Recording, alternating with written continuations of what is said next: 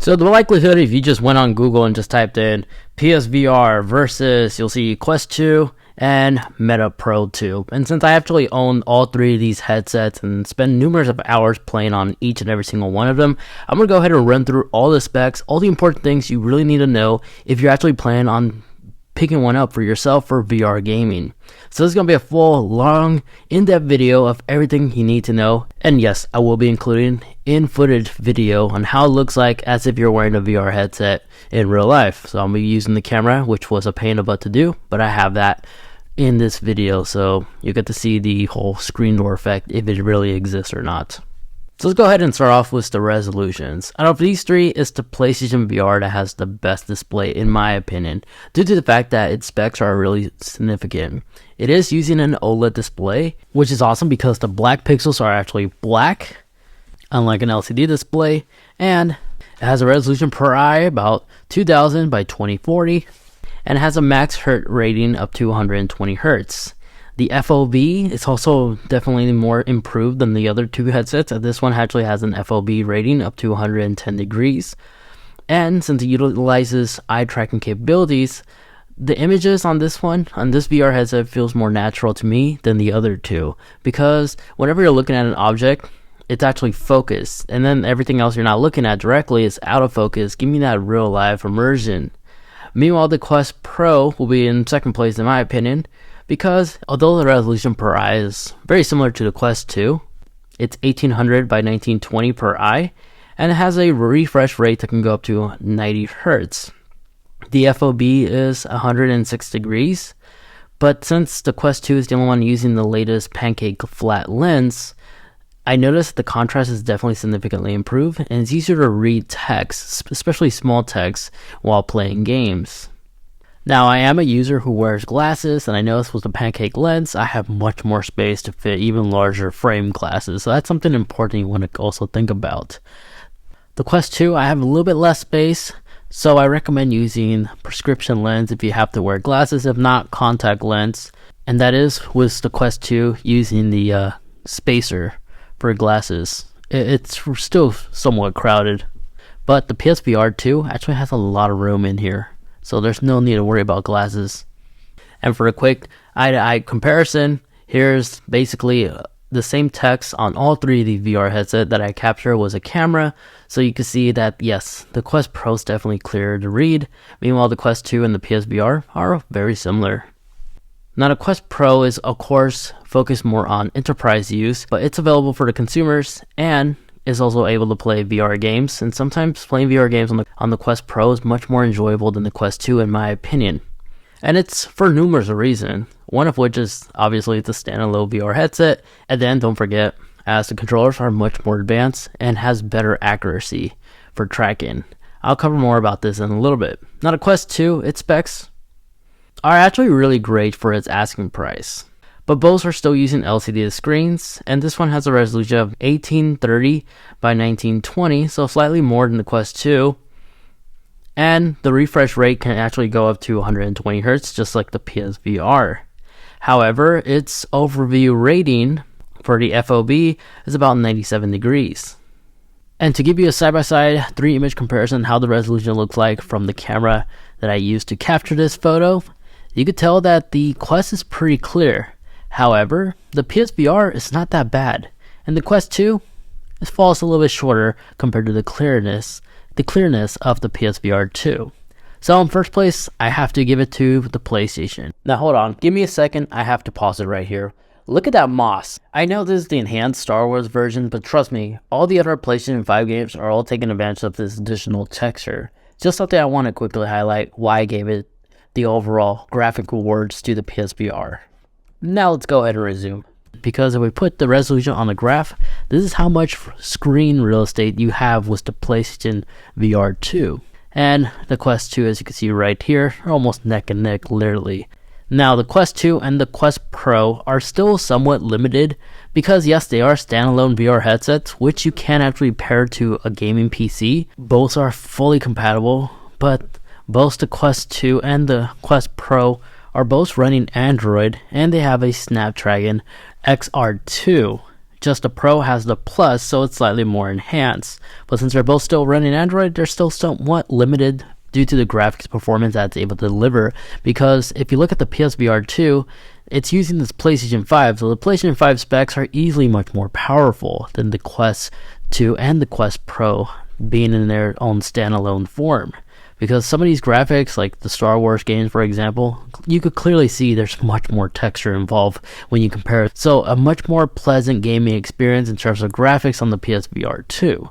But this is where the con comes in place. Of course, the PSVR requires you to be tethered and connected to a PlayStation 5. So you have this lengthy cable, which you can actually make it even longer by buying third-party accessories. I'll have this one linked in the video description down below.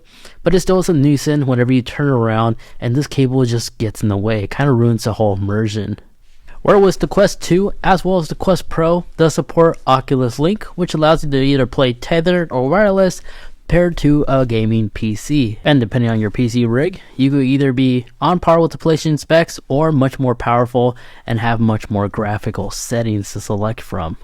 But however, depending on your situation, this could be a pro as well as a con. Because if you already own a PlayStation 5, well, you're already halfway there. You can spend another $550 and you'll have the PSVR 2. And you're okay with Sony's exclusive game titles for PSVR, and you have no desire to use this VR headset for PC gaming. Yeah, spending $500 for the PSVR, another $500 for the PlayStation 5, it may actually make more sense than spending about that much if you actually go with the Quest Pro. Now the Quest Pro, its price tag does fluctuate. Originally it was retailing for around $1,500, but at the time I making the video, you can find it on sale for just $1,000. And I've seen it go back on sale discount price quite a few times already. So the Quest Pro may be a better choice than the PSVR 2 for that reason. Quest 2 is the only one that does have 3 options in terms of internal storage choices to choose from. Originally there was a 64GB version, which you can probably still find just refurbished or used, but brand new will be the 128GB storage or the 250. It's $100 difference. Meanwhile, the Quest Pro only comes in 256GB. And no, there's no expandable storage on both of these two VR headsets. Meanwhile, with the PlayStation 5, depending on the console, you can actually expand the internal storage with external hard drives, or if you can upgrade the internal M.2 SSD to add additional storage. But since most of these two VR headsets support PC VR gaming, you can also always upgrade your PC desktop rig as well, which will easily make more sense to go with the Quest Pro or the Quest 2 even for PC VR gaming, which the PSVR 2 does not support, at least at the time making this video. Now you may be asking yourself, why does the Quest Pro cost so much? Well, obviously, one more time, this was mainly targeted towards enterprise use, as Meta has been pushing this online meetings type of thing with the metaverse and stuff. So it not only has eye tracking capabilities, it also has face tracking capabilities as well, and the external cameras do indeed support pass-through mode, which will allow you to create a guardian just like the Quest 2. So you have these invisible walls to prevent you from crashing into things. So it has amazing safety features, so you don't actually bump into people or objects, and you can actually view what the camera sees in colors, so you can actually navigate throughout the entire room and go back into the metaverse. And it also supports AR support as well. So there's a lot of tech that's involved with the Quest Pro, and you can actually use this as your computer dual monitor or triple monitor setup in AR as well. And this works extremely well. It's extremely easy to install, there's no latency, and works on both Windows and Mac, and it's not a subscription. And another reason why the Quest Pro is so much more expensive is the controllers themselves actually not only have built-in cameras, but they also have internal processors as well. So all this works together to give you the best tracking experience possible. Then it also comes included with a docking station for your VR headset and your controllers, which Meta is actually advertising this to be always on your desk, on standby, whenever you need to pick up a call or do a meeting or enjoy your games in peace. And in addition to that, the controllers themselves also support or can be used as a stylus whenever you're graphic designing and stuff. So to give you a quick overview, it basically can do anything. And when you compare it against other much more aggressive focused VR headsets, the Quest Pro is pretty well respected. Now, other great specs internally that's worth talking about the Quest Pro 2 and what it has It is using the latest Wi-Fi 6E, and it does have built-in Bluetooth 5.2. It's rechargeable with a USB-C cable right here, access right here, USB-C port, which you can actually use to charge while you're gaming as well. And internally, the internal batteries can last up to 2 hours of gaming. Then in terms of RAM, it does have 12 gigabytes of internal RAM as well. You can find some awesome accessories that can actually plug in right here that can actually use an external battery source. So if you don't want a wire or anything like that to be connected, you can totally do so. Because on my Quest 2, it has very similar specs as well, as the Quest 2 does have Wi-Fi 6 as well, but instead of the latest Bluetooth 5.2, it has Bluetooth 5, and the internal batteries of just this VR headset can last anywhere between 2 to 3 hours, depending on the game you're playing. Of course, if it's more demanding, it's going to draw more juice. If it's a less performance drawing game, it's going to easily get the best battery life. But again, you could actually plug and play, or you could buy some awesome accessories like this, which basically will give you an additional battery in the back portion of the VR headset, so it powers it on and recharges the Oculus Quest as you're gaming wirelessly, literally doubling or tripling the battery life that the Quest 2 will typically have. Then in terms of RAM, this has about 6 gigabytes of internal RAM. Now, in terms of software, it does have hand tracking capability, which means you don't have to use your controllers to navigate some of the apps as well as play some of the games, as they do support individual hand tracking as well. So your hands literally can be your controllers. And if I give you my feedback on this hand tracking capability, it's really nice. It works really well. On some games, it works extremely well and feels super natural. Same can be said with the Quest 2. Also supports its hand tracking capabilities. But in terms of software, the Meta Pro is the only one that is able to actually record in 1080p. So you have full, wide, high definition recording embedded in the Quest Pro. Now the Quest 2 has a similar capability, but it requires you to use side quests. It's not integrated on the VR headset. So if you want to record at 1080p, you could totally do so. It just requires a little bit more modifying with a computer. The Quest Pro has this built in by default. And then the Quest 2 also has Guardian mode, of course, and pass-through mode. Just the pass-through mode is not in color. It's grayed. But it does support night vision if you actually combo it with a LiDAR sensor. Like this little attachment I have right here allows me to actually play games at night. Because the Quest Pro and the PlayStation VR 2, as well as the Quest 2, is recommended to be played in a well-lit room. But with this adapter, the Quest 2 is allowed to actually play this in a dark room to really get the full VR immersion. The PlayStation VR also supports this too, so if you have an IR illuminator, you can actually play at night. Both of these two headsets support night vision. The Quest Pro does not. Then if you're wondering, both the Pro and the Quest 2 both support casting support, so you can cast whatever you're seeing in VR onto the big screen.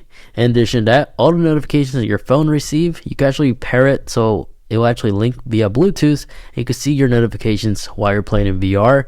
So if you receive an important message, you're not going to miss it. And then if you're trying to get your fitness up, the Quest Pro as well as the Quest 2 both support calorie tracking, as they'll actually label your calorie count on top of the VR headset. All personal preference, you could adjust basically the calorie count, the time, and all that stuff. Meanwhile, the PSVR2, you're going to have to use an external source if you're trying to count some calories, like a fitness smartwatch of some kind. But I personally find more cardio-focused games available on the Quest 2, as well as the Meta Pro. Now let's go ahead and move on and talk about the controllers. The Meta Pro controllers actually have built-in cameras, as well as a built-in processor to make sure the tracking is accurate as possible. Out of these three controllers, the accuracy consistent on the Pro controller is actually really phenomenal. And you can actually buy the Pro controller separately if you want to equip it to the Quest 2, which you totally can. So you actually utilize a processor that these controllers can deliver. Now in terms of quality, they're soft, nice, grippy material, and these controllers can actually be used as a stylus, as some third-party games do actually support drawing and sketching, so you could actually utilize this. I haven't utilized this personally. I don't know how. I prefer playing games than sketching, but if you like to do that, you totally can. Now, with the Touch 2 controllers. This Halo design is pretty cool. I believe this is what's used to use the finger tracking capability, which all three of these controllers support, which you can actually move your fingers around. It will actually update in live while you're playing your game to really give you immersive experience. Now these are not rechargeable because these actually take AA batteries, and from my experience can last in between a month or a week depending on how often you play your VR games. The Pro controller can last up to 8 hours under a single charge, and with the new PlayStation controller, these controllers are really cool. They utilize the PlayStation haptic feedback as well as the cool unique PlayStation logo texture, so these are extremely grippy and satisfying to hold. I have no complaints on these. They feel like standard modern day gaming controllers, including the joysticks and the button feedback. Same can be said about the Quest Touch 2 controllers. Feels like a modern day controller, as well as the Pro controller version. The joysticks and everything, button feedback is nice. Just with the PlayStation version, you do have haptic feedback, which feels phenomenal, especially when playing first person shooters. And the triggers are actually active triggers, which means you actually feel resistant if you're playing like racing simulator games like Gran Turismo or first person shooters. You actually feel that feedback. So just like the PlayStation 5 controller, it's very satisfying to shoot and game with this controller. I do prefer this over the Touch 2 controller in my opinion, but it is rechargeable. Unfortunately, it doesn't last 8 hours like the Quest Pro controller does. My experience, it's able to last me about an hour or two under a single charge. And charging dock is not included. You have to charge it with a USB-C cable individually because only one cable was included out of the box. But it's USB-C. I'm sure we all have a bunch of these cables laying around. Now the Quest 2 and the Pro, these two VR headsets have a built-in microphone as well as a built-in speaker. The PlayStation VR2 only has a built-in microphone. It does use audio, and the audio source, if you need to, is played through the TV, or you can actually use aux cables for in-ear earbuds or over-the-ear headphones, and these do support 3D audio. The Quest 2 and the Pro do not, but they do have access to an aux port right here if you want to actually use over-the-ear headphones or earbuds or even third-party wireless devices. Now as for the PSVR 2, when you have it paired to a PlayStation 5, you do unlock a new unique feature, and that is the capability to take advantage to cinematic mode, which basically allows you to utilize the PSVR headset for your PlayStation display, like a monitor type of thing. But since you're in VR, you could adjust the screen into like full home theater like setup and enjoy playing your regular PlayStation 5 games on a quick 120 refresh rate display. So you can play like Call of Duty as a fine example, Fortnite, Apex, and etc. without having the main display on your PlayStation 5 turned on. So that's a cool pro about the PlayStation VR 2.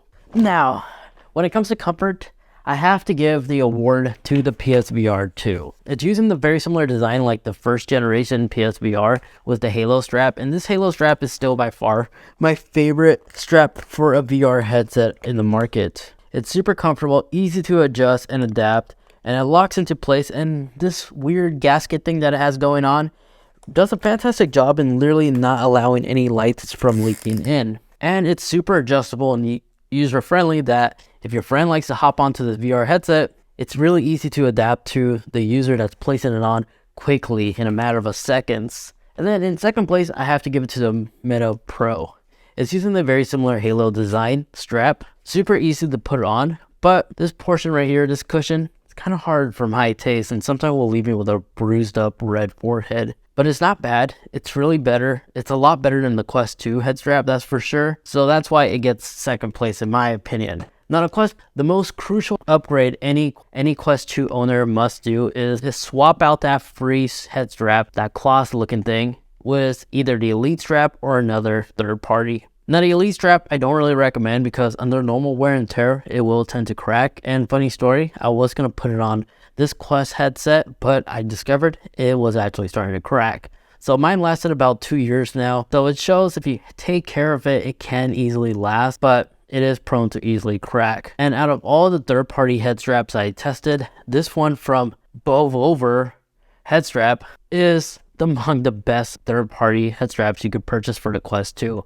I have this link in the video description down below. It's awesome due to the fact that this allows you to quickly swap the battery pack of your Quest 2 headset while you're gaming, and they provide two of these things And the cool thing about these little battery packs, not only are they 5,000 milliamp hour batteries, but they can actually be used to charge things like an external battery bank, like your iPhone and stuff like that. So if you need to travel on the go last minute and you need to take something to charge your phone, you could easily grab one of these things and charge whatever device needs juice on the go. And then has its own unique docking station. You literally dock it and then allow it to charge. It's pretty cool. But this, again, follows the halo strap design, which makes installing, like placing on your head, super easy and convenient, and is super comfortable. But since this isn't standard with the Quest 2, I'm putting the Quest 2 in dead last for comfort.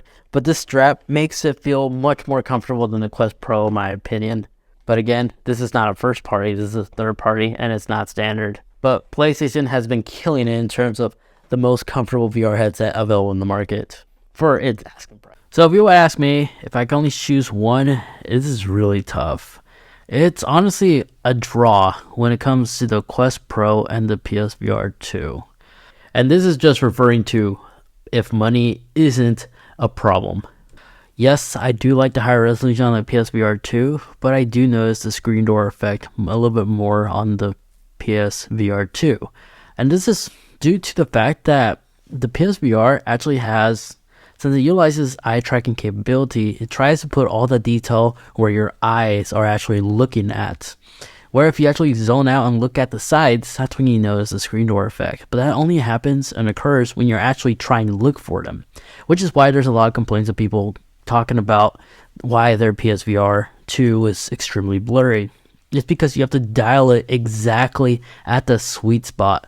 Meanwhile, the Quest Pro has a much more larger sweet spot, and with the higher contrast thanks to the pancake design, makes it clear all the time. So you don't have to actually have it dialed directly. You have a lot more freedom and playroom to look around. Which is why I personally find myself enjoying the Quest Pro a little bit more than the PSVR 2, because aside from playing games, I also enjoy watching YouTube videos on this, or watching 360 videos that people capture with like an Insta 360 or something like that as an example and share it on social media. And since most games are not really realistic texture focus, like Fortnite style games, even Rec Rooms, stuff like that, they don't use realistic graphics to really enjoy it. These are the graphics that I could actually make playing on a VR headset worth it. But if you're focused on graphics and stuff like that, this is where I mean the PlayStation 5 is a good choice. Just for this realistic reason, and the texture and stuff like that it's able to deliver off its more powerful PlayStation 5 specs easily makes this into the winner. So if you're concerned about graphics and you don't really care so much about PC gaming, the PSVR 2 will be the best choice for you. But if you don't care about that, you just want a standalone VR headset you could take with you whenever you travel on the go or play games in different rooms in the house or a friend's house, all you have to worry about is charging it, the Quest Pro is the best choice. But if you're on a tight budget and you really don't care about the PlayStation 5 nor its exclusive titles, the Quest 2, hands down, it's a great VR headset to buy regardless. It's affordable, it's advanced, it has all the important safety features and modern day features that you expect a VR headset to have, all for an excellent price point, and you also have exclusives to some popular AAA title VR games and a large community too, because this does support sideload, which allows you to actually download additional games that the community creates, so you have more freedom to download free-to-play games on the Quest 2 than the PlayStation 5. But if you're planning on buying a PSVR 2 and you could wait a little bit more, I would recommend waiting until the fall, because the Quest 3 is literally around the corner. So that's every week we've been hearing new leaks and more information about the upcoming Quest 3, which rumor has it will cost about the same or even cheaper than the Quest 2. So this may actually meet the specs the Quest Pro has, but at a much more affordable price tag. And that, ladies and gentlemen, is my full in-depth review when it comes to comparing three amazing VR headsets against one another. Now, I know this comparison may not seem fair to some, others might think it's kind of quirky because one relies on the console and stuff. Again, it's searched all over the internet. Clearly, people want to know, and each of these three headsets are amazing and it's produced, so clearly there's a market for them. So yeah, it's really tough when choosing between one, but you heard my decision, what I think about it. Now let me hear what you think about the 3 amazing VR headsets available in the market. Comment down below, tell me your pros and cons and reasons why you think one is more superior than the other. Or keep it friendly, we're just trying to educate each other so everybody has a general idea before you make your financial decision, because these things are not cheap to begin with. Anyways, there you guys have it. Hopefully you guys enjoyed. If you'd like to watch more, maybe you'd like to find out the tips and tricks or some hidden features that the Quest Pro or the PSVR has to offer, this is the video for the PSVR, its hidden features and all that good stuff. And then this one over here is the Quest 2 tips and tricks videos as well. Again, those accessory links will be in the description down below. And if you haven't yet picked one up, there'll also be affiliate links in the description, which doesn't cost you anything. It just sends some small kickback to the channel, which allows me to continue making these informative videos for you guys. So if you can, use those links, as well as leave a like and subscribe and all that good stuff. Anyways, thank you so much for watching. Take care, and I'll catch y'all in the next one. See ya.